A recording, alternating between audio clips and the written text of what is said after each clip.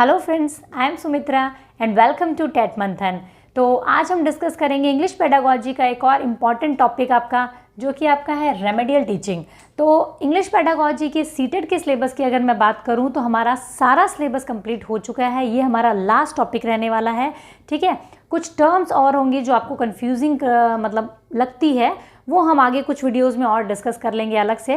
बाकी आपके जितने भी 9 टॉपिक्स थे वो हमने सारे डिस्कस किए हैं। आप ज़रूर इंग्लिश पेडागोजी फॉर सीटेड की प्लेलिस्ट जा करके ज़रूर चेक कीजिए, सारे टॉपिक आपको वहाँ पे मिल जाएंगे। इसके अलावा अगर मैं बात करूँ तो यहाँ पर इंग्लिश पेडागोजी का हमने एक प्रैक्टिस जो सेशन है वो स्टार्ट किया है, सीरीज़ स्टार्ट की है, जिसमें कि हम कुछ टॉप 100 क्वेश्चंस को करेंगे, जो कि 10-10 क्वेश्चंस का हमने रेशो रखा है रोज़ का। तो बहुत ही अच्छे तरीके से उसमें डिस्कशन होता है कि आपके टर्म्स जो है वो क्लियर हो सके, ठीक है। क्वेश्चंस के आंसर तो आपको हर जगह मिल जाते हैं। और यहाँ भी आप लोग सोच रहे होंगे कि ब्लैक बोर्ड पूरा वहाँ से यहाँ तक भरा हुआ क्यों नहीं है, तो हम क्या डिस्कस करेंगे। तो मेरा थोड़ा सा अलग सिस्टम है, ये ब्लैक बोर्ड यहाँ से वहाँ तक भरने में मुझे समझ में नहीं आता है। आपको टर्म्स क्लियर होना चाहिए, अदरवाइज़ ये चीज़ें आपको बुक में कहीं पर भी मिल जाएंगी, दुनिया भर की, आप जहाँ मर्जी से पढ़ लीजिएगा।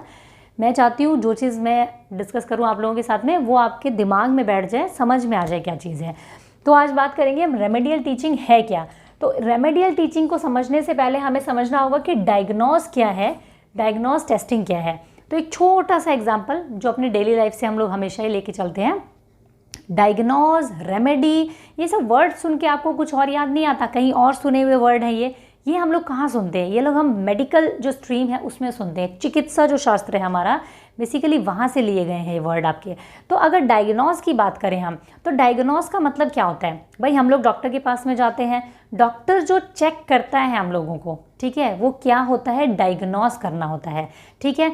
उसके बाद में डॉक्टर ने पता किया कि क्या प्रॉब्लम है, क्या बीमारी है, क्या रोग है, उसके बाद में उसने हमें क्या दिया, रेमेडी दिया, यानी कि उपचार दिया, ठीक है। तो इसको डायग्नोज करना यानी कि निदानात्मक शिक्षण, और ये होता है आपका रेमेडियल टीचिंग, यानी कि आपका उपचारात्मक शिक्षण, यानी उपचार क्या दिया जाए।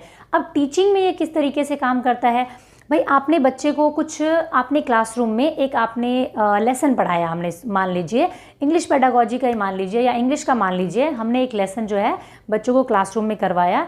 देन हमने क्या किया, एक एवेल्यूएशन करना चाहा, जैसे कि हम लोग असेसमेंट करते हैं बच्चे का। इसे असेसमेंट भी नहीं कहूँगी मैं एक तरीके से, क्योंकि इसमें हम उसको रैंकिंग नहीं कर रहे हैं बच्चे को, हम सिर्फ ये देखना चाह रहे हैं कि उसने प्रॉपर तरीके से इस चीज़ को सीखा है या नहीं सीखा है, या जो हमारे ऑब्जेक्टिव्स हैं उसको सिखाने का कुछ चीज़ वो पूरे हुए हैं या नहीं हुए हैं। जब हम इवैल्यूएशन करते हैं बच्चे का, तो वो क्या हो गया, हमारा डायग्नोज करना हो गया। डॉक्टर वाले केस में जैसे डॉक्टर डायग्नोज करते हैं, अब हम कोशिश करते हैं कि हम ऑब्जर्व करके देखते हैं बच्चे को कि भाई उसको कोई प्रॉब्लम तो नहीं है, कहीं कोई गैप तो नहीं रह गया है, ठीक है।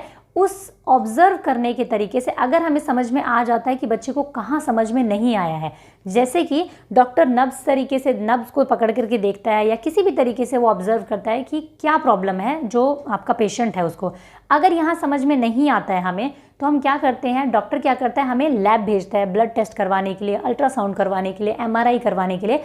ये क्या है, अलग अलग डायग्नोज टेस्ट हैं आपके जो डॉक्टर करता है। इसी तरीके से एज अ टीचर हम क्या करते हैं, अलग अलग तरीके के टेस्ट जो है वो परफॉर्म करते हैं, बच्चों को परफॉर्म करने के लिए कहते हैं, जिससे हमें पता चलता है कि उसकी लर्निंग में कहाँ गैप रह गया। क्योंकि आप देखिए आपकी क्लास में अगर 15 बच्चे हैं, उनमें से 10 बच्चों को कोई चीज़ बहुत अच्छे तरीके से समझ में आ गई है, 5 बच्चे ऐसे हैं जिनको समझ में नहीं आ रही है, तो क्या करेंगे हम एज ए टीचर, उनको छोड़ के चल देंगे, भाई तुम लोगों को नहीं समझ में आ रहा, तुम्हें प्रॉब्लम है।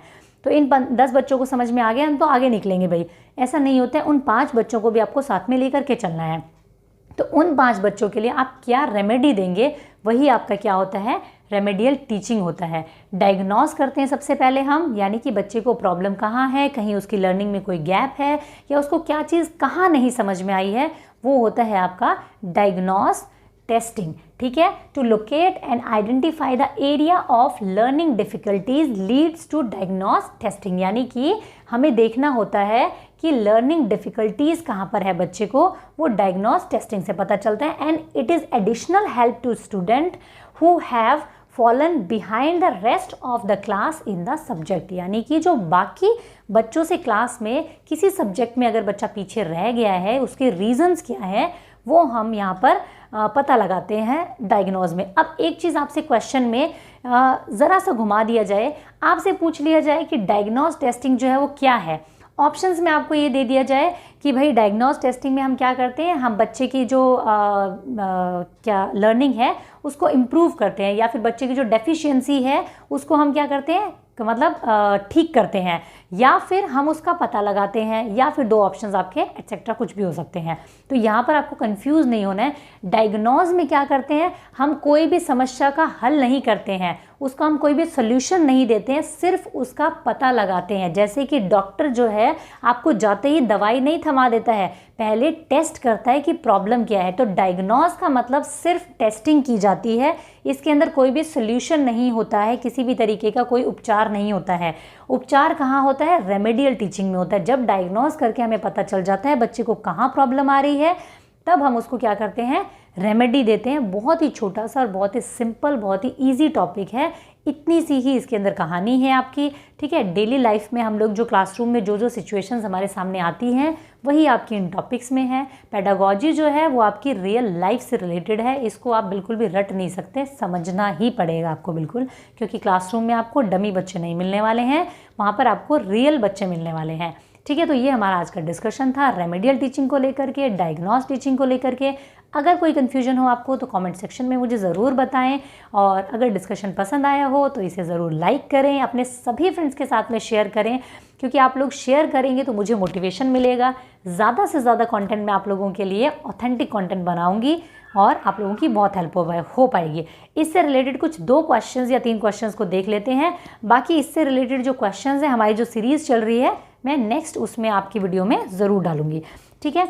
तो फर्स्ट क्वेश्चन हमारा है कि remedial teaching involves, remedial teaching में क्या इन्वॉल्व होता है, teaching and testing. First option है आपका teaching and testing, second option है आपका टेस्टिंग कंटिन्यूअसली, भाई टेस्ट करे जाओ कंटिन्यूअसली, या फिर teaching, testing and reteaching, and the fourth one is teaching difficult topics, यानी कि डिफ़िकल्ट टॉपिक्स की टीचिंग करवाई जाए, वो आपकी रेमेडियल टीचिंग है। तो आंसर क्या रहेगा आपका, ऑप्शन नंबर सी।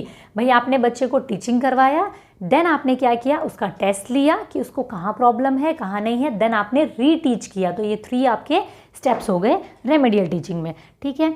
नेक्स्ट देखते हैं क्या है आपका, नेक्स्ट है the best remedy for students problems, ठीक है।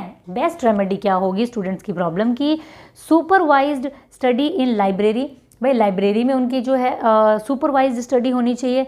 Suggestion for the hard work, बच्चों को आप मतलब सजेशन दीजिए, सलाह दीजिए कि भाई मेहनत करो, ठीक है। उसके अलावा डायग्नोस्टिक टीचिंग, एक उपाय है डायग्नोस्टिक टीचिंग। नेक्स्ट है आपका सजेशन फॉर प्राइवेट ट्यूशंस, आप उनको सजेस्ट कीजिए कि भाई प्राइवेट ट्यूशन ले लीजिए, जो कि आजकल बहुत फैशन में भी है, ठीक है। तो आपका आंसर क्या रहेगा, आपका आंसर रहेगा नंबर 3 कि बच्चे को आप क्या करेंगे, डायग्नोज करेंगे। अब देखिए यहाँ पर आपका रेमेडियल नहीं दिया गया है, यहाँ पूछा गया है बेस्ट रेमेडी क्या होगी, तो रेमेडी तो तभी देंगे ना जब आप डायग्नोज करेंगे बच्चे को। तो यहाँ पे क्या होगा, डायग्नोज टेस्टिंग होगा सबसे पहले। डायग्नोज टेस्टिंग अगर आप डायग्नोज नहीं कर पाएंगे तो आप उसको बेस्ट रेमेडी नहीं दे पाएंगे। जब तक आपको रोग पता नहीं है आप बेस्ट दवाई नहीं दे सकते, ठीक है।